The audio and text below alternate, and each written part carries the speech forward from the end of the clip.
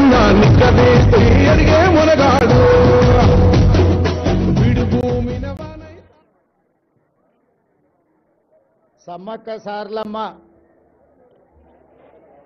గద్దెలు మరియు ప్రాంగణ పునర్నిర్మాణ కార్యక్రమానికి సభాధ్యక్షత వహించిన సోదరిమణి మా ఇంటి ఆడబిడ్డ తెలంగాణ రాష్ట్ర మంత్రివర్యులు దనసరి అనసూయ సీతక్క గారు ఈ కార్యక్రమంలో నాతో పాటు ముఖ్య అతిథులుగా విచ్చేసిన వరంగల్ ఇన్ఛార్జ్ మంత్రివర్యులు పొంగులేటి శ్రీనివాసరెడ్డి గారు, అదేవిధంగా దేవాదాయ ధర్మాదాయ అటవీ పరిరక్షణ శాఖ మంత్రివర్యులు సోదరిమణి కొండా సురేఖమ్మ గారు, అదేవిధంగా మిత్రులు మంత్రివర్యులు అడ్లూరి లక్ష్మణ్ గారు, అదేవిధంగా స్థానిక పార్లమెంట్ సభ్యులు బలరాం నాయక్ గారు, వరంగల్ పార్లమెంట్ సభ్యురాలు సోదరిమణి డాక్టర్ కావ్య గారు,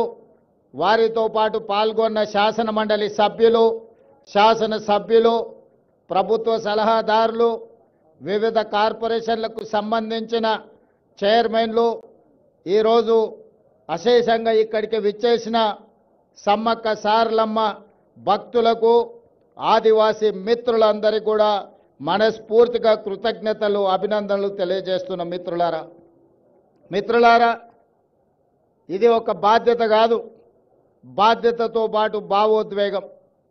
ప్రజాప్రతినిధిగా ప్రజా జీవితంలోకి వచ్చిన మొదటి రోజు నుంచి ఈ రోజు వరకు ఎప్పుడు అవకాశం వచ్చినా ప్రతి జాతరకు ఇక్కడికి వచ్చి సమ్మక్క సారలమ్మ ఆశీర్వాదం తీసుకొని ప్రజా జీవితంలో ప్రజలకు సేవ చెయ్యాలన్న ఆలోచన పునరంకితమవుతూ పనిచేస్తూ వచ్చినాం. దాదాపుగా ఇప్పటికీ 17-18 సంవత్సరాల నుంచి వరుసగా ఈ ప్రాంతాన్ని సందర్శించుకోవడం, ఈ ప్రాంతం యొక్క అభివృద్ధి గురించి మాట్లాడుకోవడం, ఆనాటి పాలకులకు పెద్దలకు విజ్ఞప్తులు చేయడంతోనే సరిపోయింది. ప్రతిసారి ఎవరినో ఒకరిని అడగడం, వాళ్ళు ఏదో కొంచెము దానం ఇచ్చినట్టుగా ధర్మం చేసినట్టుగా వ్యవహరిస్తే మా జీవితాలకి ఇంతేనేమో అని మేము అనుకునే వాళ్ళం. కానీ 2023 ఫిబ్రవరి 6 నాడు ప్రజాపాలన తీసుకురావాలి, ప్రజల దగ్గరికి వెళ్ళి వారి సమస్యలు తెలుసుకోవాలని ఆలోచన చేసినప్పుడు ఎక్కడి నుంచి ఈ పాదయాత్ర మొదలు పెట్టాలి అని చర్చ జరిగింది. మిత్రులు చాలా రకాలుగా సూచనలు సలహాలు ఇచ్చిండ్రు. చివరికి నేను పెద్దలు వేం నరేందర్ రెడ్డి గారు ఆలోచన చేసి అక్కడో ఇక్కడ ఎక్కడో కాదు, మా ఇంటి ఆడబిడ్డ అయిన సీతక్క ప్రాంతం నుంచి మేడారం జాతర సమ్మక్క సారలమ్మ ఆశీర్వాదం తీసుకొని పాదయాత్ర మొదలు పెడదాం. ఒక సంకల్పం తీసుకొని బయలుదేరిన వాళ్ళు ఎవరు చరిత్రలో ఓడిపోలేరు. కాబట్టి ప్రజలకు ప్రజాపాలన అందించాలన్న సంకల్పంతో మనము సమ్మక్క సారలమ్మ ఆశీర్వాదం తీసుకొని బయలుదేరదామని ఆనాడు ఇక్కడి నుంచి పాదయాత్ర మొదలుపెట్టినాం. సరిగ్గా 2 రోజులు 3 రోజుల ముందే సీతక్కకు చెప్పినాం.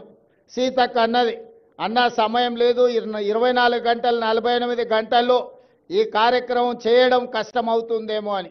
నేనన్నా, అక్క సంకల్పం ఉంటే కార్యక్రమం విజయవంతం అవుతుంది, నువ్వు ఎలాంటి ఆలోచన చెయ్యకు, పనులు మొదలుపెట్టు అని చెప్పి ఆనాడు ఫిబ్రవరి 6, 2023 నాడు ఇదే గద్దెల నుంచి గద్దెల ముందు ప్రణమిల్లి ఖచ్చితంగా ఈ తెలంగాణకు పట్టిన చీడ పీడ విరగడి కలిగిస్తాం, దొరల పాలన నుంచి ప్రజా పాలనకు తీసుకొస్తామని ఇక్కడ వేదిక మీద నుంచి ఆనాడు చెప్పడం జరిగింది.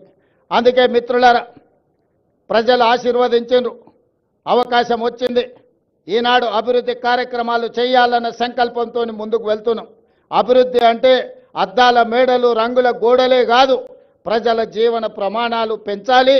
ముఖ్యంగా ఆదివాసీలు అంటే ఈ దేశం యొక్క మూలవాసులు.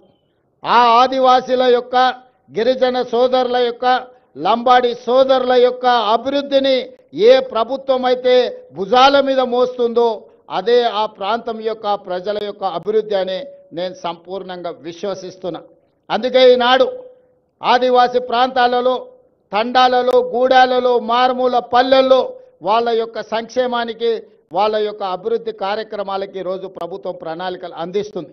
ఈరోజు ప్రతి నియోజకవర్గానికి 3,500 ఇండ్లు, 4,50,000 ఇందిరమ్మ ఇండ్లు పేదోళ్ళకు అందించిన తర్వాత మరి ఆదివాసీలు గిరిజనులకు సరిపోవడం లేదు అని నా దృష్టికి ఎమ్మెల్యేలు తెస్తే ఐటీడీఏ ప్రాంతాలలో అదనంగా గిరిజనులకు ఆదివాసీలకు మళ్ళీ 22,000 ప్రత్యేకంగా ఇండ్లు